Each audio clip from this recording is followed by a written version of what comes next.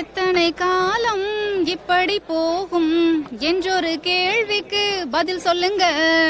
எத்தனை காலம் இப்படி போகும் என்றொரு கேள்விக்கு பதில் கொடுங்க. சொல்லாததெல்லாம் செய்யும் நம் முதல்வர், சொல்லாததெல்லாம் செய்யும் நம் முதல்வர்.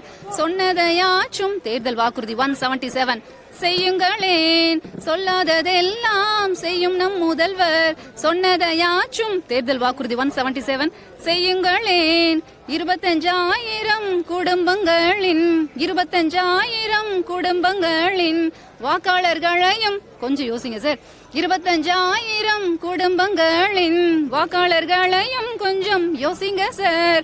4 வருஷம் முடிஞ்சிடுச்சு, 26 எலெக்ஷன் கூட வந்துடுச்சு. 4 வருஷம் முடிஞ்சிடுச்சு, 26 எலெக்ஷன் கூட வந்துடுச்சு.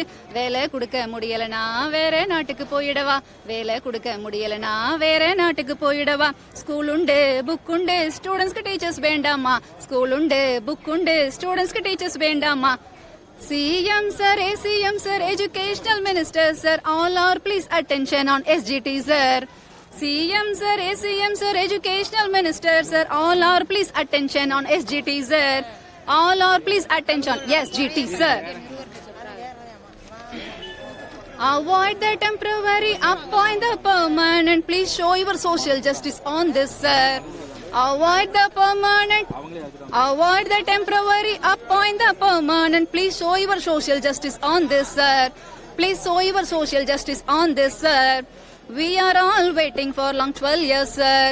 We are all waiting for long 12 years sir. CM sir, ACM sir, Educational Minister sir, all are please attention on SGT sir. All are please attention on SGT sir. Please consider about SGT sir. அரிட்டாப்பட்டியில மட்டும் இல்ல sir, CM sir எங்கெல்லாம் போறாங்களோ ministers, MLAs எல்லாருக்கிட்டையும் நாங்க எங்களோட கோரிக்கை கொடுத்துக்கிட்டு இருக்கோம்.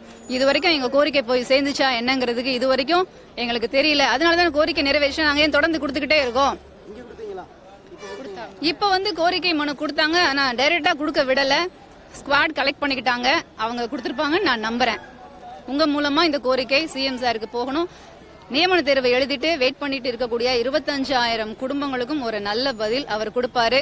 அந்த 25,000 குடும்பங்களோட வாழ்வாதாரங்களுக்காக நான் வந்திருக்கேன். ஏன்னா அந்த 25,000 குடும்பத்துல நானும் ஒருத்தி.